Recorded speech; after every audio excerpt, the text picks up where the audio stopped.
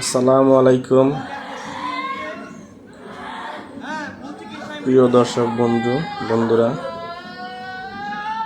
আজকে একটা মর্মান্তিক দুর্ঘটনা নিয়ে আবার হাজির হয়েছি। আজকে এমন একটা ঘটনা ঘটেছে, সেটা হলো টাঙ্গাইলে কোনো হসপিটালে ভুল চিকিৎসার কারণে একটা তাজা প্রাণ চলে গেল। তার আত্মীয় স্বজনের হাজারিতে খুবই কষ্ট পেয়েছি। আসলে ইদানিং যে এই যে বেসরকারি হসপিটাল, প্রাইভেট হসপিটাল যা দেখেন, এতে অনেক ভুল চিকিৎসা করা হয়। সেই চিকিৎসার অনেক রোগী মারা যায়। আসলে এদের উপর সরকারের কোনো পদক্ষেপ না নিলে পরে এরা ঠিক হবে না। অনেক চিকিৎসা ভুল করে, সেই ভুলের কারণে খেসারত দিতে হয় অনেক পরিবারের আয়ের উৎস,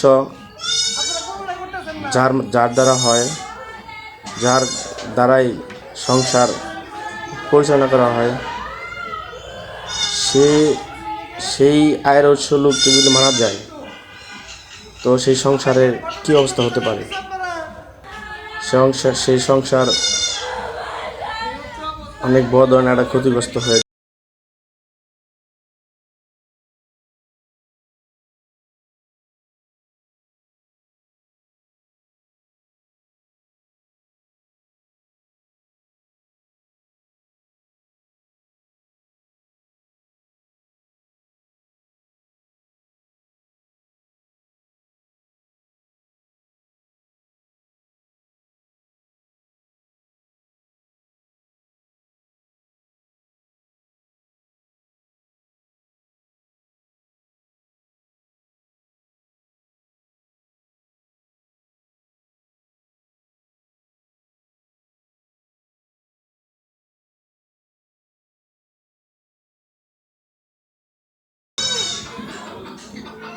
সেটা দায় নেবে কে? আসলে আমরা সমাজবাসী যারা আছি বা শহরবাসী যারা আছি, আমরা সবাই এই কৈফিয়ত চাই না। আমরা সহজেই বলে যাই। একটা পরিবার ধ্বংস হয়ে গেলে পরে সে পরিবারের কোনো অবস্থাতেই দাঁড় করানো সম্ভব নয়। তাই সরকারের কাছে আকুল আবেদন এই যে বেসরকারি যত হসপিটাল আছে, সকল হসপিটালদেরকে সতর্কতা জারি করতে হবে। ভুল চিকিৎসায় যদি কোনো রোগী মারা যায়, সেটা দায় ফেরার সেই হসপিটাল কর্তৃপক্ষ নিতে হবে।